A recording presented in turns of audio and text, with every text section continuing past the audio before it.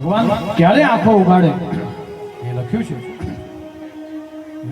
4,32,000 વર્ષ કલયુગના છે, સાંભળજો। 8,64,000 વર્ષ એ દ્વાપર, 12,96,000 વર્ષનો ત્રેતાયુગ છે, સાંભળજો બરાબર। ભગવાન આંખો ક્યારે ઉગાડે છે, પલકારો ક્યારે મારે છે? 17 લાખ થોડા હજાર અંદર ઉમેરીએ, 17 લાખ એટલે આ સતયુગ છે, અને 45 લાખ વર્ષ આ ચતુર્યુગને ગુણી નાખીએ, ચતુર્યુગ થાય એટલે 1000 વાર એને મલ્ટીપ્લાય કરો, એને ગુણાકાર કરો, ત્યારે એક મન્વંતર આવે,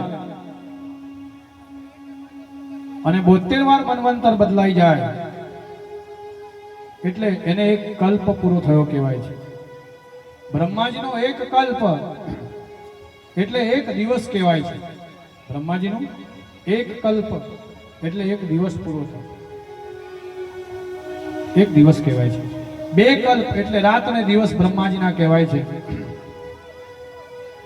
720 કલ્પ, આવા 720 કલ્પ પૂરા થાય ત્યારે બ્રહ્માજીનું 1 વર્ષ પૂર્ણ થાય। અને 72,000 વર્ષ કલ્પ પૂરા થાય ત્યારે બ્રહ્માજીનું એટલું આયુષ્ય છે। બ્રહ્માજીનું આયુષ્ય કેટલું? 72,000 વર્ષ કલ્પ બ્રહ્માજીનું આયુષ્ય છે, સાંભળજો।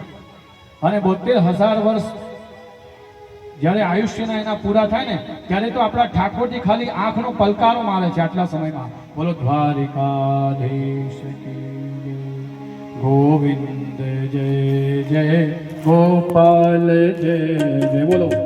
ભગવાને